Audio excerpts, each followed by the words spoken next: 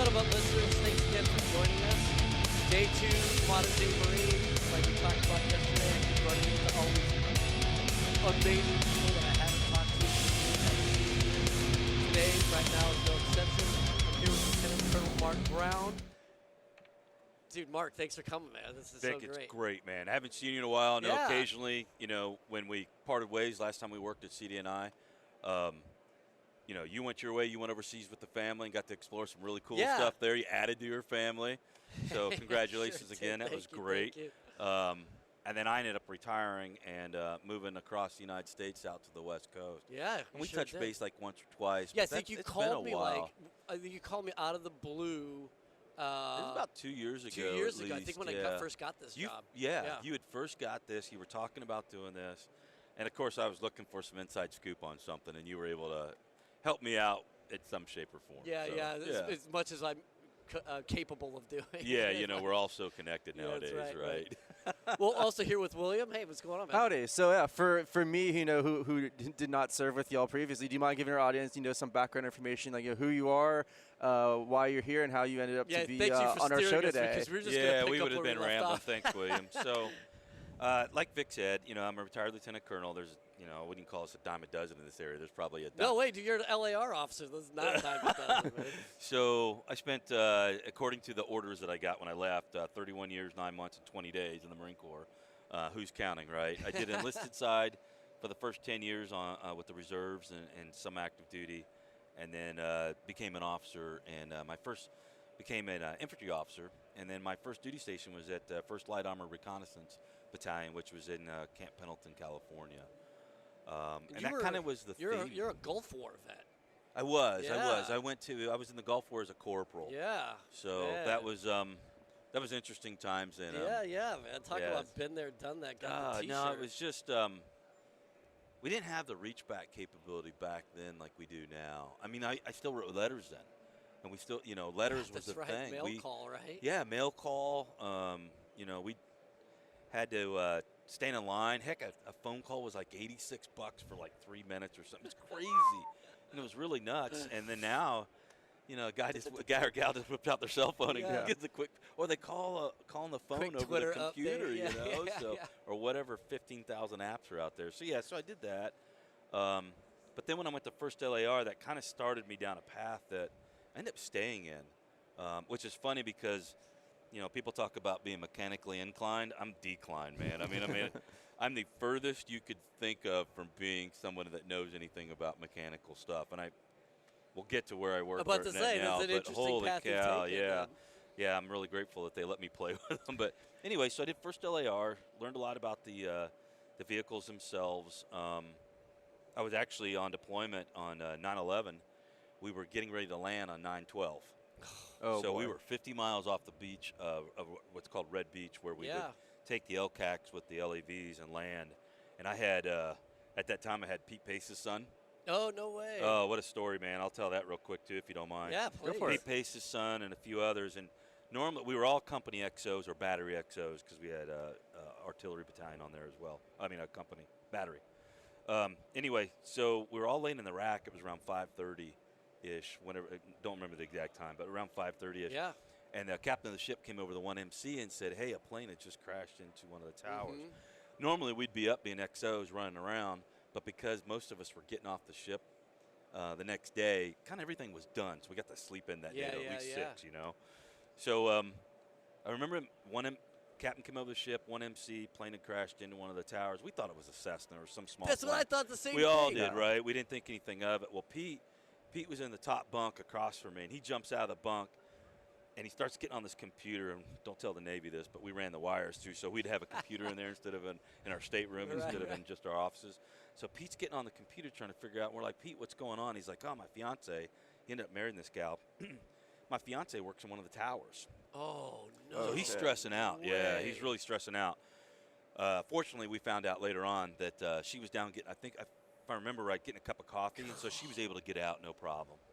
So he's stressing out about that. We're just thinking it's, again, a small plane, so we're all just like groan and go back, okay, I'm gonna lay in bed here, even though I'm awake until I have to get up. Right. Well, then comes over again, another plane hit, 20 minutes later or whatever.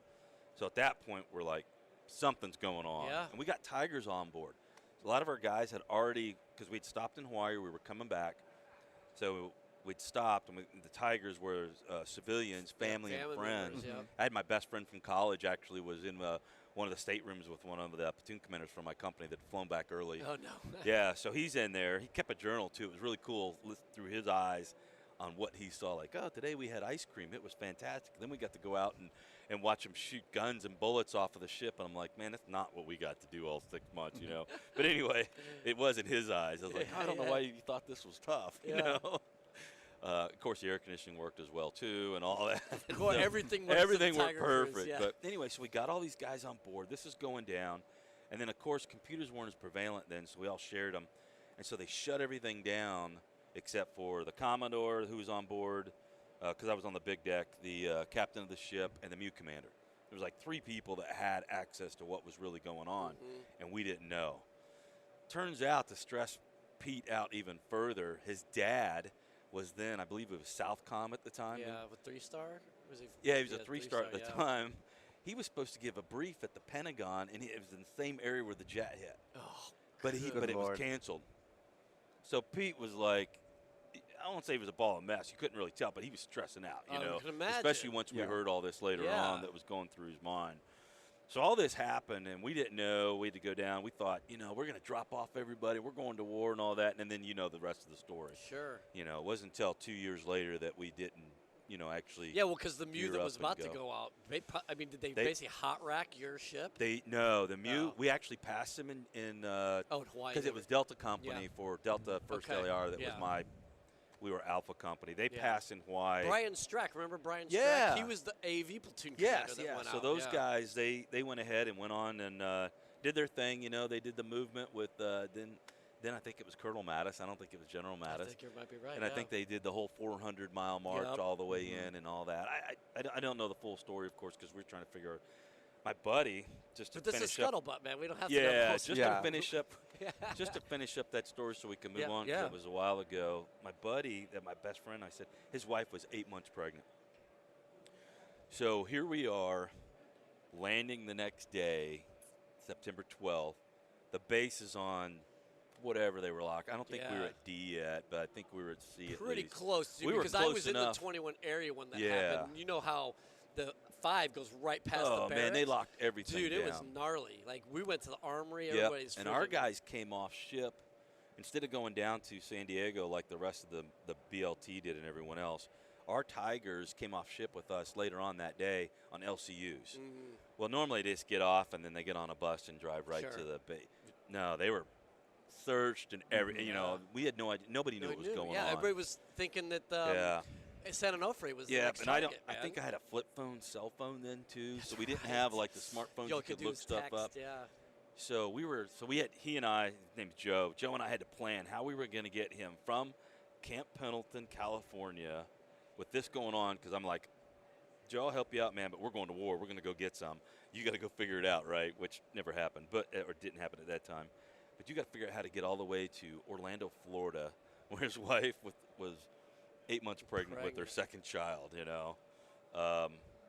Fortunately, he got there, things loosened up. He was able to fly a couple days later, and everything worked out. But, yeah, so that was my first or ending of my first portion as an officer in LAR. Yeah. So, and because I mean, what you graduated TBS and what? I graduated TBS in '98, and I reported to first LAR in January of '99.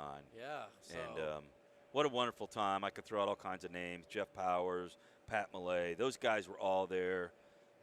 People that are still around here. Yeah, Millay was my task force commander. Oh yeah, you know, I ran into Colonel Millay later on, and what a great guy. Yeah. So, anyway, so I did that, and then we didn't go to war quick enough for me to be able to stay with the battalion.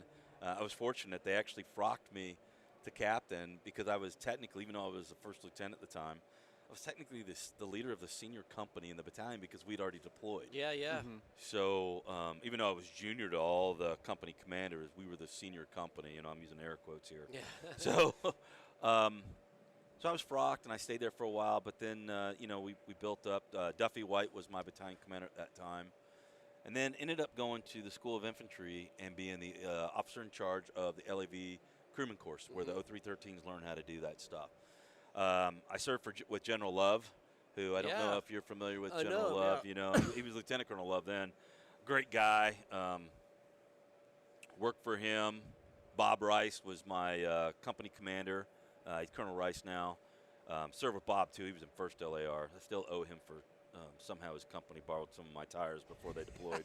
But anyway, so so I was at the schoolhouse for a couple years, and then I went to EWS, and then I was fortunate enough to stay in LAR, and I went back to 3rd LAR, and very rare, but I was able to be a company commander for 3 years, a little over. So I was with George Schreffler, who I was talking to before we came up here. Okay, that's who that was? Okay. Actually, no. That was later on at first. I was with Jim Parrington. Okay. So served with Jim Parrington and a bunch of other guys there.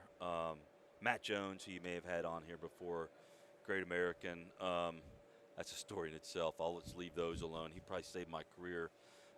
If you're listening out there, brand new company commanders, lieutenants, do not shoot live ordnance on non-live fire ranges. If you go over a certain dollar amount, you may get in trouble. Fortunately, mine somehow didn't by about a penny. So I won't say thank you, Matt Jones, but thank you, sir. Yeah. I'm sure he had a hand in it. Anyway, so did some cool stuff there. I deployed on UDP. Everybody else was going to Iraq, so I went to UDP with the company. The coolest thing was my first sergeant that I ended up with. We served together for 3 years. He had been my staff NCOIC at the crewman course before he moved up to the leaders course, where the officers and staff NCOs did their training up at LAR. And I asked him to come work for me again because he was a gunny at the time, and he had been he'd been selected for first sergeant. And my first sergeant that I had wasn't working out as well for us, and he wanted to go to Iraq. So worked out that I brought him on as a company gunny. Within 2 months, sent my other first sergeant back so he could go do his thing. And Chip Johnson, who went on to do great things, was my first sergeant for 3 years. You want to talk about being blessed? You know, I don't know what I did right, but somehow I had probably 4 to 6 of my prior instructors at the schoolhouse became my platoon sergeants. No way. In my company. I had a fantastic group of lieutenants that are just absolutely amazing. Ryan Ashley, Matt Peterson, Kevin McGilvery, Andrew Beto. I mean, there's just Austin Murnane. These guys were just, had a bunch of academy grads, and, you know, they were fantastically smart guys, pushed my envelope, but allowed me to do great things. And then they had the staff NCOs we had trusted me that I would take care of them, and in turn demanded and received the trust that I gave them so that they could make us great. Yeah, and I'd have to say I'm probably the best company I've ever served with, even though it was a great one I served with when I was at 1st LR as a lieutenant. And it was all because of them. They were the ones, you know, I got the credit for it, of course, but they were just fantastic. And even to this day, people are amazed at how close we are because we still talk. And it's not like because I was their company commander. It's because mutual respect, mutual love, and that's the thing that I always tell people. Like, what'd you learn in the Marine Corps? I'm like, you're going to think because I spent 30-plus years in the infantry that it was like, oh, it was getting to shoot people or whatever, blow stuff up. It wasn't. It was learning the true meaning of love, and in a way that is not applied to your significant other or to your child or anything. It is to a fellow person who has shared discomfort, shared fear, shared excitement, and all that you just can't make up, and you can't create that environment. It's created for you, and to share that, and then to be able to care about them no matter whether their breath stinks, their feet stink. Which they it's like gonna do. rap music and you like country music, or where they were from. It doesn't matter what they look like, how they talk. It's just, man, you love the dude or the gal because of that. Sure. And it's just something that you and I have experienced that it's just hard to explain. And, well, you probably have shared in some of your relationships that you just aren't aware of it at that kind of manner. But I've kept that, so I've been lucky. And that has enabled me to continue to be, I guess, fairly successful in my career, but definitely to do what I'm doing now. So again, go back to what I did. So I left after we went UDP and went to Okinawa and then went to Korea and stuff, we came back. Then I went to Iraq. I remember adding up because you're always looking for fit rep bullets. Yeah, and right. always looking for awards, comments. My my company maintenance chief, Staff Sergeant Deering, who's now Master Guns Deering, he had calculated that we kept a 93% readiness rating, which is unheard of. But of course, when you're living in them all the time, Yeah. all due to him. Readiness rating, and we did collectively with less than 25 vehicles, probably more like 17, 18 vehicles. We did over collectively 147,000 miles of traveling. Jeez. That's like 6 times around the earth or something. What year was this? We were deployed from, make sure I get this right, 2007 to 2008. We got over there, if I remember so you guys right. were out. Were you? You started up in We started Kime. Were you up in Kime and? No, I always get it mixed up. Rawa and Rupa. Okay. Where was Rupa? Yeah, at? different LAR company. There was an LAR company that was up, or maybe it was just a platoon. Anyways, where I it was could have been a company, but so my battalion was up.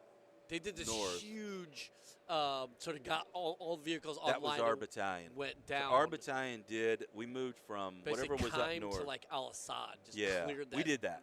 Okay. But we were moving from, I believe it was Rupa to Rawa. I always okay. mix up Yeah, which yeah. one, but we moved all the way down through, and that's when we got in a couple firefights. My company was given the true LAR mission. The other companies were like attached to different villages and worked through the the coin operations and stuff that we did. We were told to go out and disrupt, the Trident, and so we disrupted for 7 months. That's all we did. Many times we would get refueled with honey bun muffins and honey buns and those muffins, and an RGR, a 53 would land with bladders, and we would refuel our company, and we would keep going, and just be out there the whole time. So it was very, very cool. We operated like the Bedouins and stuff, but that's probably why we got so tight too, because of that. Same thing. Like they basically, it was Malay. It was Malay was there. Okay, yeah. So I think So we were when we in got the in same, a firefight, Malay, the last firefight, first he firefight was we got into. RCT5. Yeah, They roped he was with RCT5. Stacy Clarity at RCT2. Yeah, so I worked okay. initially for Stacy Clarity when Yeah. he was RCT2. A couple months later, he ripped out, he rotated out, Yeah. and Pat came in and took over. So I was up on the far end of that wadi, just south of the Euphrates, south of like Haklaniyah. Wadi Haran. Yeah. I was just at the end of that as it shot into basically Mosul. Yep. And they said the same thing, like, we basically want you to be like the insurgents and just harass everything that comes basically through here. disrupt anything that's coming through, just because be you had a lot of huge pain in foreigners. their ass. I'm like, You had dude, foreign I can surgeons do coming that. in. Yeah, it was really, really interesting. So that's what we did. We got in. Things were not as hot and heavy as they were for the Marines beforehand. Right. It was pretty quiet. So we, so the 2 firefights that we got into, they were out in the middle of nowhere. And so everybody was eager to help. So the first one, unfortunately we lost a Marine. A bad guy got a lucky shot and it went between his vest, and I mean it was 1 in a million type thing. So really unfortunate for that. And then that was March 21st, and then exactly a month later on April 21st we got another firefight down south, and that one there was pretty surreal. We chased these guys for over 23 hours, but because they didn't do anything hostile, we couldn't engage them. Right. The Cobra guys that were supporting us, they were literally bouncing flares off the hood of the truck of the guys that were all in it. They had been doing murder intimidation. They were beheading people and killing them. Was that the Algerian guys? Was those the Algerian I think so. dudes? Like had the belts, had the suicide belts. Yeah, we had a couple of those. They were hopped up on drugs. There was all kinds of stuff. So we chased them for 23 hours over 270 kilometers.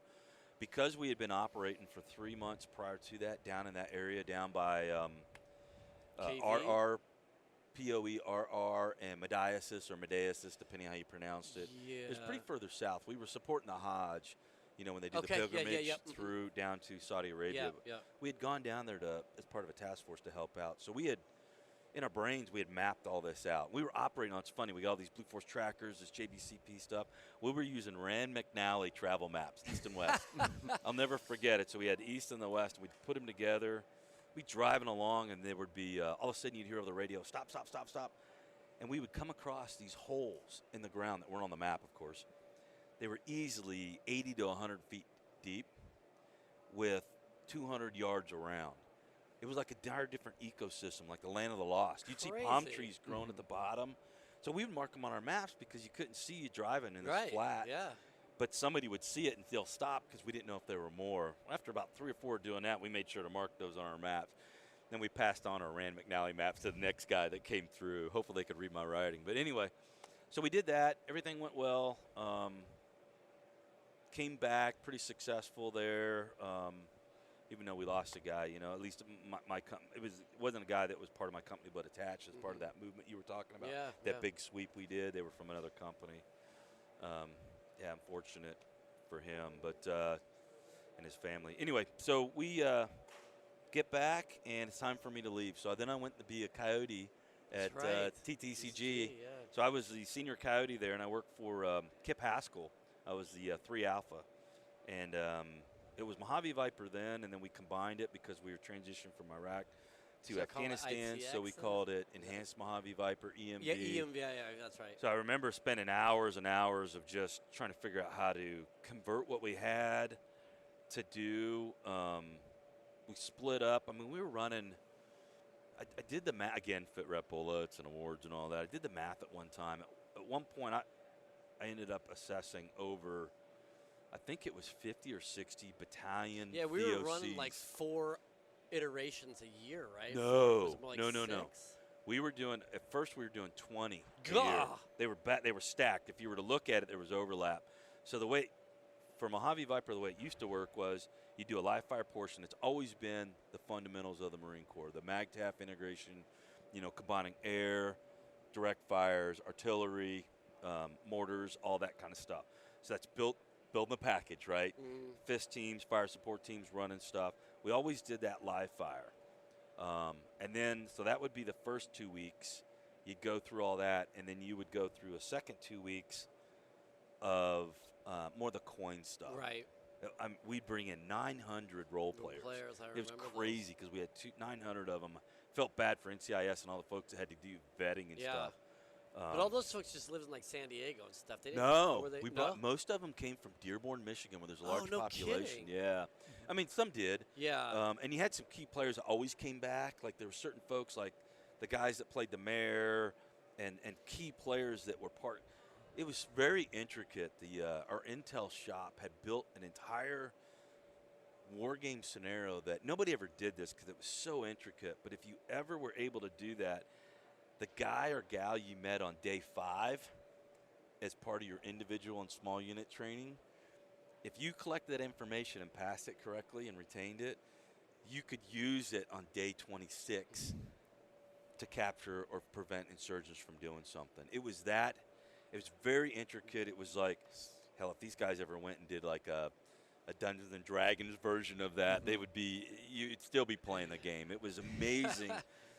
Those guys that did. John Bylas was one of the guys that was involved in that. It was just amazing the work that those guys and gals, Marines, that put that together. But of course, when you're going through Mojave Viper or CAX or ITX or whatever it's called this week, you're just trying to survive, man. Because you got coyotes, and they were much nicer.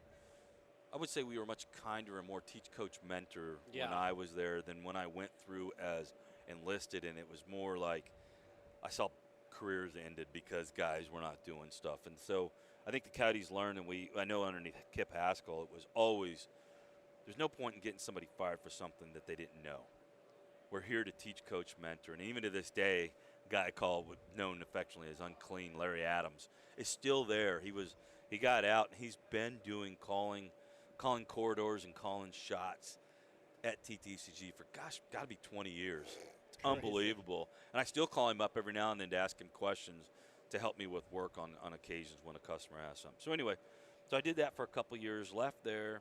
And that's when we linked up then, CD and I, We did. Yeah. No, not yet. Oh, you hadn't? So I left TTCG, and I went and worked for General Mills at RC Southwest Forward.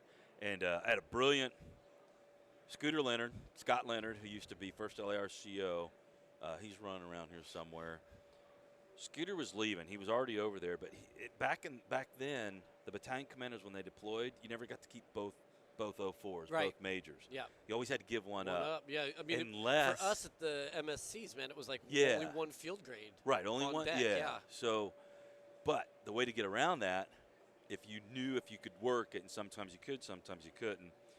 But if you had dwell time, you had to let that person have, if they build up dwell time. So that was you spend enough time overseas, and then when you came back, 2 you had to 1, right? Was that something that like was that. the goal? I don't couldn't think we remember. I So think we were down to 1. whatever they at one worked point. it out. Scooter sent me over there. Our XO was already over there, so he'd already spent like 4 or 5 of the 7 months that he was supposed to, or even longer, because he was with RC Southwest spends a year or 13 months. It's a 13-monther, yeah. Excuse me. So I think Justin had spent at least 4, if not 6 or 8 months there. So he'd already had dwell time. So he was going to come back to be the XO for George Schreffler, who was going to take over first LAR. And then so Scooter had it worked out. I left the TTCG, went there and went over and worked for General Mills as his current ops planner for like 4 months. I think I got over there in December. I remember I got over there before Christmas, but after Thanksgiving, I think December 10th, and then didn't leave there until April something. Well, that had given me enough dwell that Meth or whoever couldn't reach down and pull me away from the battalion. So so George was fortunate. He got to deploy, or maybe not fortunate, depending, you have to ask him.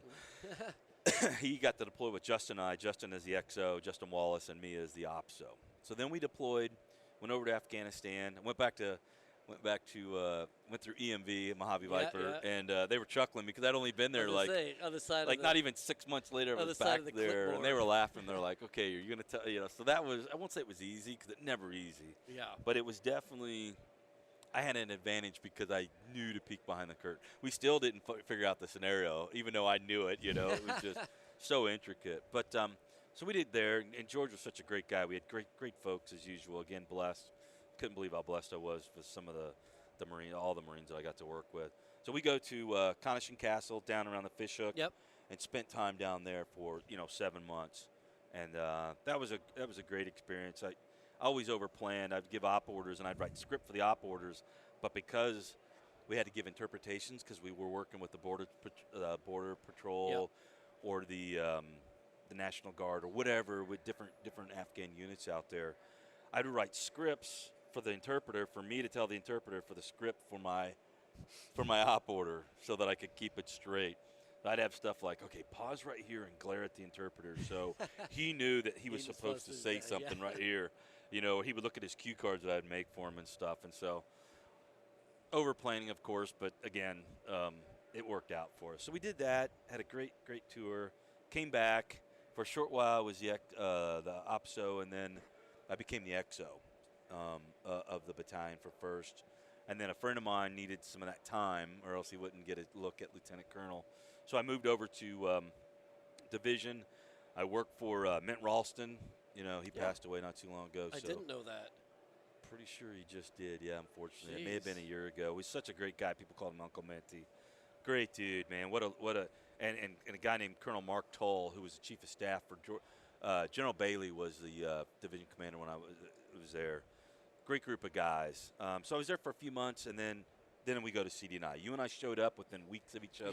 Yeah. That kind of thing, and we spent time there. Yeah, I think your seat was barely warm by the time. Yeah, no. So I'll try not to belabor this much longer, William. And, oh no, they'll appreciate it. Okay, so we're at CD&I, and of course, Vic and I are sitting there, and they start throwing out acronyms. I mean, the Marine Corps, the Army, everybody's got their acronyms.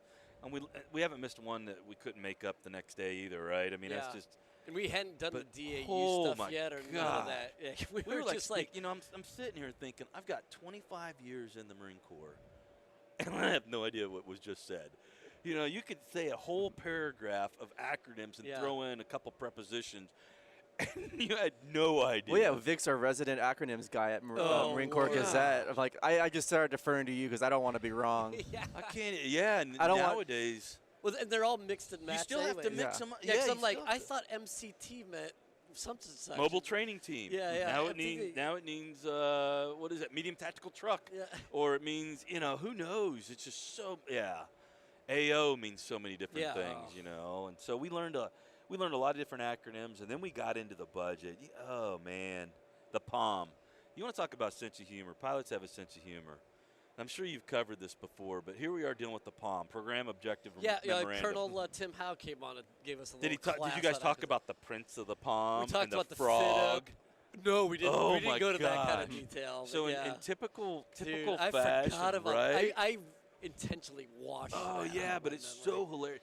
You know, The Prince. you got to have a pilot in every group you're with. Don't care who they are because when they're not flying, they're dead serious when they're flying. Super cool, you know. This is Gunfighter 2-2 flying at 4,000 feet, getting ready to drop a 600,000-pound bomb on your target right now. Hanging upside down. All cool. Let me know what's going on. Check, Roger. Real calm, you know. And he's flying, you know, at the speed of sound going through there, and people are shooting at you, and you're just like, just drop the Yeah, but you freaking just thing do it right now, already. man. Negatory, you know, you need to. That's not the proper 9-line procedure. You're like, what? Give me that. But if you got them in your unit, man, you're doing all kinds of talk about the jokes and the stuff. And so, in true fashion, even at Headquarters Marine Corps, you got this thing called the POM. And so, William, the POM just drives everything. And, you know, you guys heard about it. It's the budget process and all that.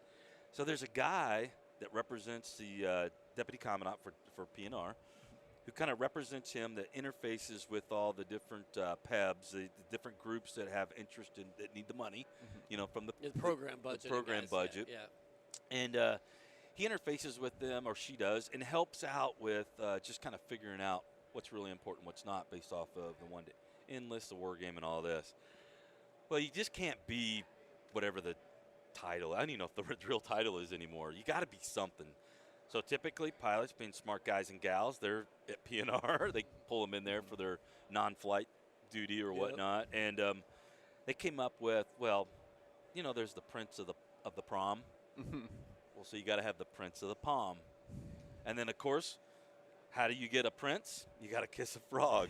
So you have a frog of the palm, and the frog is the guy that's after, guy or gal, that's after. I just saw Woody. I used to work with him. There's Woody. Woodburn? Chris Woodburn, yeah. So the frog is like the person that's bird dogging the prince on the process. Because it's not easy. You're about to make decisions for, you know, or make recommendations, help the generals make the recommendations of which way to go. So you got the Prince of the Palm and the frog that falls behind them. It's just cutting. Yeah. But of course, as a pilot's got to come up with that stuff. When we first heard that, it's like, why? I have no You know, it took idea. I'm like, grunt what a whole is lot to this? figure out. Ground guys, you know, we're not as witty as that. So anyway, so we did that, had a great time. I enjoyed it. I didn't think I would at first. Still have lifelong friends. Ended up working for and then with my first company commander. I'm not going to say his name because he doesn't like being talked about at all. But anyway, so he worked there and did physical stuff that beat down over the years. And then I also saw the writing on the wall. I wasn't going to make commander. So I extended due to medical reasons, ended up getting my right hip replaced and all that. Yeah, and then I just extended one more year and spent a total of 5 years, which was... And then Roger Turner had taken over. Roger Turner had taken over. Yeah, because we were looking at ACV. Yep. Remember, we were there. What a historical thing. Yeah, when General thing. Mullen went out to NATC. General Mullen, General Gluck and General Mullen, we all went out to NATC. They brought General Amos, Tulin, General Tulin, Bailey, General Gluck, the 3 stars that were there, and then a bunch of other generals for the first visit. And Neller was there, too. Neller came out later on. If you remember right, General Neller came out with General Paxton, if I remember right. Yes, that's right. Yeah, I got a coin from General Paxton. Yeah, so we, the first time they came out, trying to figure out what to do. The AAVs were too old, and we had not given them any love. Yeah. And you were the rep for them, and you were always lamenting and trying to get us to, and you were basically told to pound sand. Yeah, we're not doing this. We're not worried about this thing, you know, and then all of a sudden we were, right? So I had to make a decision because we didn't have the lift. So we went out there, and it was basically all these generals. I'll never forget it. They came out there, and that generation, when we went through TBS, we were allowed to wear jeans when we went on Liberty. But several years prior to that, that was never heard of. You had to wear kind of like what we're wearing now, you know, khakis and a polo shirt tucked in. You know, heck, I don't even know if you could wear Go Fasters. You probably, but anyway. So that was that generation. Well, General Amos shows up. He's wearing jeans, a mock turtle, and one of his little flight jackets, bomber jackets, you know. And you could hear the tongues wagging from all the colonels and generals there about Record how, skips. oh my gosh, they're like, what is going on? He's wearing, do you see the commandant's wearing jeans? Oh my gosh. Just all this little talking. I was like, where am I at? Am I like, oh, it was hilarious. But they went through, and my current boss now stood up in front of them, and I was sitting in a U-shaped, we had a U-shaped like seating arrangement. Inside the middle of the U was the commandant and the 3 stars with Henry Hodges Jr., my boss. He was up there kind of briefing mobility and what they were going to see, because you had Lockheed Martin, you had General Dynamics. BAE. See if I can figure this out. BAE, SAIC, and you had one more, and I always mix them up, ADVS or ADLS.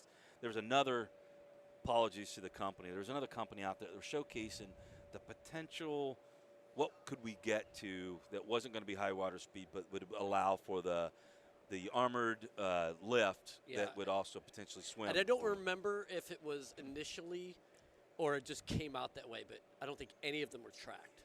None of them were. All of them they were all wheeled. were tires at the time, yeah. And they'd actually just come off of doing a pre-milestone A, if you will,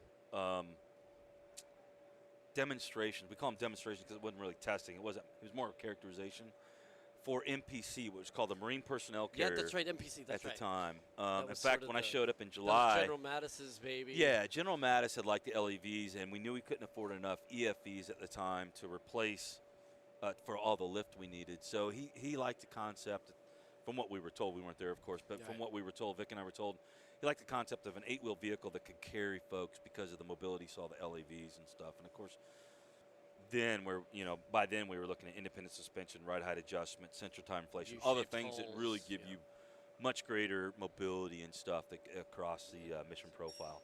So anyway, these were all sitting there. They were available because they had done Marine Corps had done some testing, even though they put it on the shelf. And the shelf was this drawer that Kurt, I guess I'll say his name, Kurt had, and he pulled up in the drawer, and it was a white binder that said MPC on it, and said, there's the drawer, and then closed it.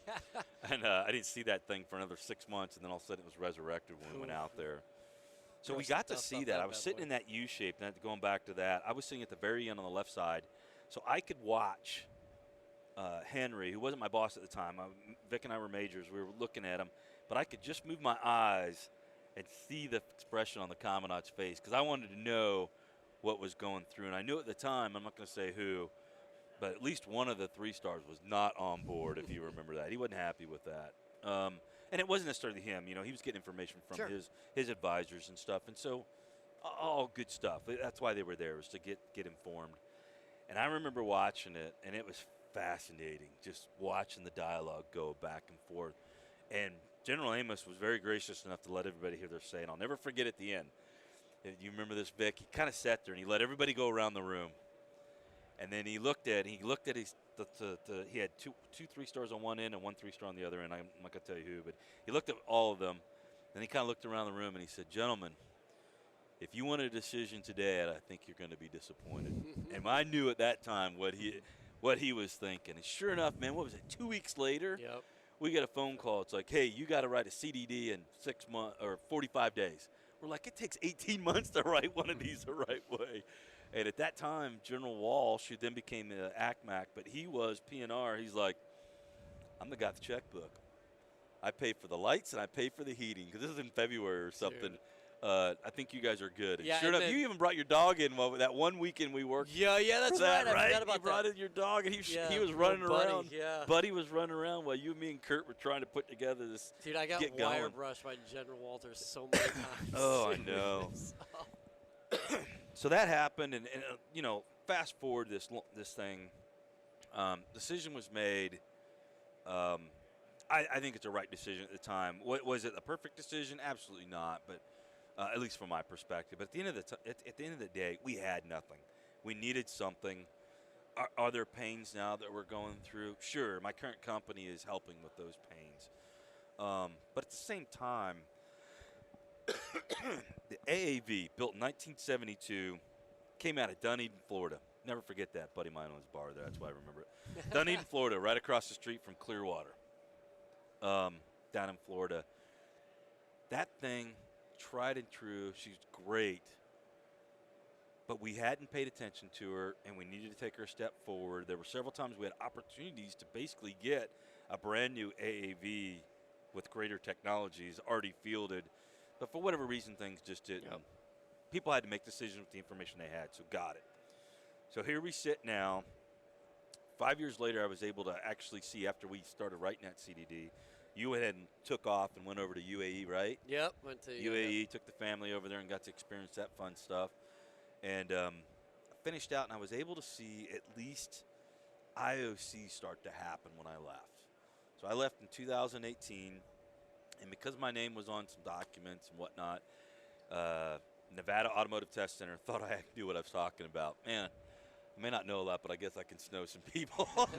So anyway, so I went and worked for them. I worked in the Virginia office for NATC about a year and a half, and my role then was to help understand requirements, to help understand the POM process because we lived it so much, and just kind of work through that whole process with them, and help NATC understand with their customer. These guys have been in business since 1957. Is it okay if I talk about it? Please, that's Absolutely. So everybody's going to say good things about their company. I did not have to come on board here at all, so I appreciate the opportunity. But it's fascinating company. So I'll talk a little bit about it. So 1957. It's in northern Nevada. It's out in the middle of nowhere. We have over 6,000 acres of land. It started off as a ranch. I was going to say it was a cattle ranch, right? It was, Yeah. and it still is. We still have oh gosh, Kami's going to kill me. She runs the ranch, but I get to see cows and baby cows every day when I come in. It's pretty cool. I don't know why I like cows, but anyway. So we got about 200 or 300 head of cattle. It's what's called a mom and calf ranch. So the mama cows raise the calves for however long, and then we sell them to someone, and they finish them off and then send them to market and all that kind of stuff. So we have about 150 mama cows, about 11 bulls that do their thing, and then they have babies. I think we have 80 to 100 babies this year, so we did really well for 150 or 200 cows, to have that many babies. So good job, bulls. Yeah. I got to actually. Yay, nature. Yeah, right. We got a new one. What's his name? One of our business development director, her kid named it, not Joseph, it begins with a J, but anyway, we bought this new bull, so that's another experience. I get to actually went to a market to watch bulls being bought and sold. That's another story. But anyway, so NATC, how'd it come about? Henry Hodges Sr. was a sergeant in the Army. He was in the 10th Mountain Division, and Henry Jr., please don't yell at me if I get this wrong. So Senior was a sergeant in the Army in the 10th Mountain Division. He had a propensity to work well with mules, they say, because he was stubborn as one, who knows. And he's mechanically inclined, unlike me. So very mechanically inclined. He was a little ornery, too. Apparently he got promoted to sergeant 3 times. so he must. He liked it so much. He decided he liked it so much. I think he was because he was stubborn as a mule. So anyway, he did that. He ended up getting hurt pretty bad. They don't say why. And spent 6 months in Walter Reed. Oh, no kidding. Yeah. So during that time there, don't know how it happened, but he ended up either getting connected to or his previous work, or somehow when he got out of Walter Reed, he worked with the various Army test centers. So Aberdeen Proving Ground up in Maryland, Yuma, obviously out in Arizona, and then there's another one. And again, Henry, sorry for not getting this straight. It's a test facility that's owned by the Detroit Arsenal, but it's down in Texas. I don't remember if it's down by Fort Bliss or where, but it's down there. He was able to go to all these. During that time, he learned a bunch of stuff. Things like Perryman 1, 2, 3, and 4, those courses. You'll hear Munson Road. You'll hear RMSs, which stands for root mean square, has to do with roughness. So you guys will call them potholes and chatter bumps and washboards and all that. All that stuff can be you can quantify that mathematically based on correlating them with sound waves. So you can replicate that, and that's what's so important in test is. Okay, go. So when Vic and I were writing requirements, kind of the 3 rules we had to make sure that we followed. The first was operationally relevant. And honestly, you can make anything operationally relevant, right? Second thing was that it had to be feasible. So you just couldn't, and I'll give an example here in a minute, feasible. And the third thing is it had to be testable. So even if it was operationally relevant and feasible, if you couldn't test it, you you couldn't prove it, and all it was then it was opinion, and that doesn't work real well.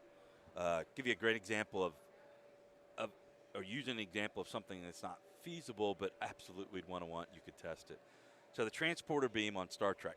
Yeah. You know, where you beam me up, Scotty. Yeah, yeah. Operationally relevant in any military application, right?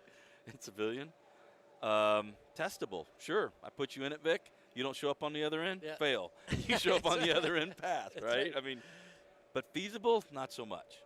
So you had to have those three things in a requirement in order for the acquisition guys to even be able to get after it. Well, with testing, you have similar things. And one of the basic things that you have to have in testing is it's got to be repeatable so it's defensible.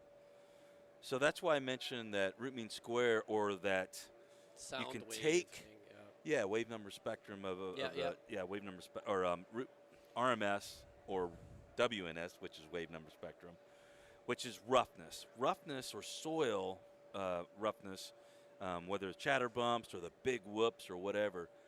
Those can be mathematically quantitative or qualified, so then you can repeat them, so then you can defend your data. You can defend your information, and that way, no matter where you're at in the world, you can do that. Well, Henry Sr. helped with some of those courses that did that at ATC or APG, depending on, whoever you're talking to, YPG, and this other test facility. So he did that, but he saw the writing on the wall. We were coming out of World War II, getting into the Korea, and they were cutting funding. So he knew that he was kind of fed up with the government at the time, and so he just wanted to get away. He came from Montana, where he had a ranch there, so he's going to go back there and ranch. So that's one part. The next part is his wife, Martha. She's, pardon my language, folks, but she's a proverbial badass. She's super cool. She was a Lieutenant Colonel Select in the Army. She was one of the first 5 WACs, I believe that stands for Women Army Corps, that was over in World War II. She was on Patton and Eisenhower's staff. No way. She had 2 Bronze Stars, and I always forget what order of something, but the British Order of Empire or whatever. There's some kind of medal that she got. She was just something else. This lady had it going on. I believe she spoke fluent Russian. Jeez. At one point, one of her Bronze Stars she got was she was flying. She was catching a hop, I think, from a conference or something in theater. I believe she was riding a bomber or whatnot, but they got attacked by a German plane or something. And I don't know if the gunner got shot or they didn't have one. Whatever the case is, she was small enough because she's a little tiny thing. She crawled down in the cupola and manned the turret down in there. Oh, wow. Now, we don't know if she engaged or whatnot, but the crew, at that ranch house where it still exists, where we host lunches and stuff for people that come. Greatest breakfast burritos ever. Oh, yeah, right? Yeah, you get those breakfast burritos, man. It puts you in a food coma, Dude, man. I still think about those. Oh, man. But so there's a piece of like a shell or something that the crew gave her for manning that turret and everything that's in the little display case here. So pretty cool. So why do I talk about her? Well, story goes, Henry Sr. and either his brother or cousin or something, they're out visiting with a rodeo out in New York City, because back then the rodeos would go out there, and that was kind of high entertainment. They're sitting at the bar, kind of looking around, just doing their thing, and they see this feather, and they had a high back booths all in this little bar restaurant place, and they see this feather going through, and they start like making fun of it. And next thing you know, this little 5'0" lady comes whipping around and starts giving them the what for. Well, of course, he falls in love. Good girl meets bad boy. They ended up getting together, and there you go. They moved to Montana. Henry's got all this information. Turns out he was also either aware of or part of, I'm not clear on this yet, DOD did a study on where was the best bang for the buck to send a vehicle platform, to get tested. Because at the time, you send them up to, might send them down to Mississippi for the mud, but then if you want to do frozen stuff, like 4 or 5 different locations. And so it costs money for transportation, plus costs and schedule, and all Weather, acquisition folks know time and schedule is key, right? And so if you can find a place you can do all of that in one place, that would be great. So they did this study, and they found that within like 150 miles of Fallon, which is where Top Gun's at, Fallon Naval Air Station, you could get like 80 to 85% of the soil composition you'll find in the world through all these glacial movements that happened way back when and stuff. So all you have to do, soil is like a cake mix. It's made up of a couple different ingredients. It depends on who you talk to, whether it's 3 ingredients, 7, but generally speaking, you have sand, silt, clay, loam, whatever. You have fatty clays, lean clays, all these different, but it's a cake recipe. And if you mix it up a certain way, you get biscuits. You mix it up another way, you get pancakes, or you may get waffles, or you may get different things. And that's how soil is. So you add a little bit of moisture here or take it away, and so you may get the soupy stuff you find in like the Philippines or Costa Rica or something, where it's all that muckety-muck type stuff, or you get that dry, really soft stuff that you get in either Afghanistan, that talcum powder, that kind of stuff. And it's all the same stuff is in it. It's just a different mix of how much and different moisture content. Well, all that, since it's around 150 miles of Fallon, we just happen to be like 30 miles away from Fallon as the crow flies. So we have all that. Well, Henry Sr. knew this. He also knew they were going to quit doing testing at all these facilities or reduce it, because we always reduce after war. So he had an idea to come down. The ranch wasn't doing as well as he wanted to up in Montana. So they came down. They bought the ranch that their cousins owned. They wanted to get out of ranching because ranching's hard work. They came down and they started doing that. Since then, we're on our 3rd generation. Henry Jr., who you met when we were out there as customers, he has single-handedly brought that company through the hard times. He mortgaged his own house on at least twice in order to keep the company going.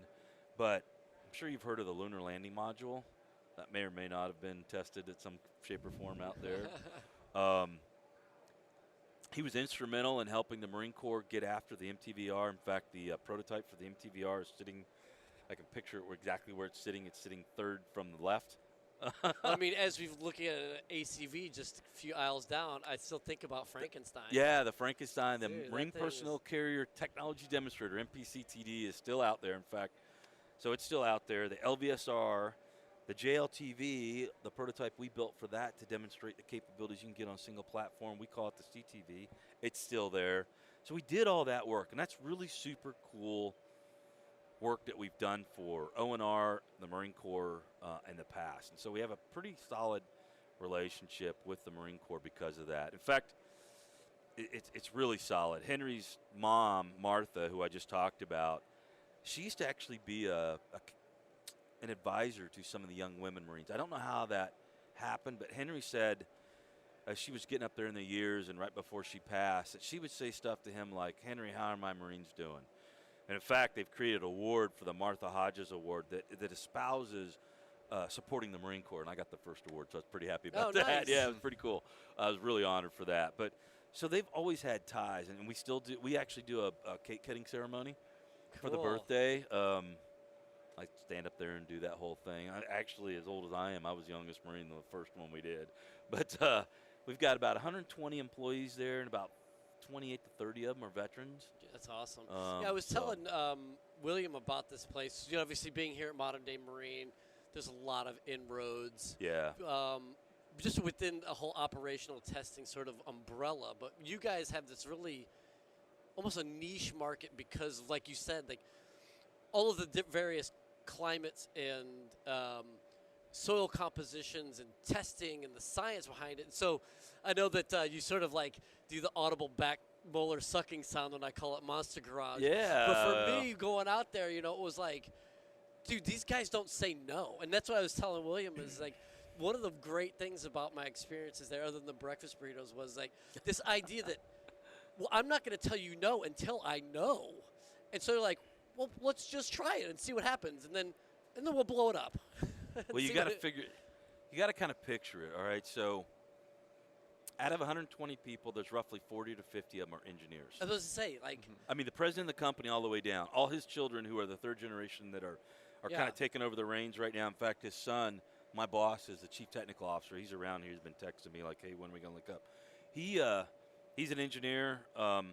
But yeah, so you got all these engineers trying to think cool stuff up. So think of a TBS platoon of engineers trying to solve problems. Yeah. and then have the training and ability to do that. And then I'm kind of like right now. And the terrain. I'm their handler because you know what happens left alone? Oh, yeah. What bright young men and women decide to do if they don't have a task. They come up with some really cool stuff to do some stuff you may not want them to do. So these guys are trying to solve for the problem, and they're working stuff right now. Unfortunately, I can't really talk about that because of, what we're doing. But we're working problems right now for the Marine Corps, for the Navy, for the Army, SOCOM, for other departments of all those folks. And I'm not just saying that, but it's just we've been blessed to be able to do that. They really feel it's an honor to be able to do that. Anybody that comes out, they treat them like they're kings. We roll out the red carpet. So they get the great. breakfast burritos. They get a steak dinner for lunch or a Cornish hen or something. Cool, yeah. Yeah. I mean, like you said, it's a working ranch. Oh, it's a working ranch. It's like, I think I remember one day, I have a unique position, but that they've allowed me, since I'm not an engineer and won't even pretend to be. I can speak some of the language, but I don't pretend to know any of it. But I think one day I remember I was sitting there, I was trying to buy a box of hand grenades because we were doing some testing. So I found a box of hand grenades. Why else would you want an M1 engine? I discussed what bull we were going to go look at the next day or two because we need to get this bull. It wasn't Ferdinand, but whatever his name was. And what was the other thing? I had to figure out Wi-Fi. Oh, yeah, Wi-Fi. And I'm like, and then I was helping serve for one of the, serving steak lunch to one of the customers that was there, as awesome. We were regaling them with stories and stuff. That was all just my first part of my day, so it was like, I'm really fortunate to do that and to be able to, especially what we did, there isn't a huge, neither one of us are doing what we did in the Marine Corps, really. Right. I mean, I'm a little bit with the requirements, but neither one of us are. We definitely capitalize on our leadership, our attitude of getting it done, building teamwork and all that kind of stuff, and communication skills. But at the end of the day, I'm not closing with and destroying the enemy through fire and maneuver. I'm actually helping others in many ways trying to prevent that. Yeah. And so I'm lucky that I have an organization that is so patriotic, but also is just grounded in physics-based facts. Yeah. And working the problem. It's Kurt used to tell us all the time, our problem is we're encumbered by facts. Yes, right. And sometimes that frustrates, I know it frustrates the engineers, it frustrates me because they want to analyze ahead. I'm like, just 80% solution, and an engineer can't do 80%, man, I got to do. So anyway, so that's what I've been doing that for about 5 years. The family, we continue to grow. We come to these things here. It's cool because I'm sure, like you, it's Old Home Week.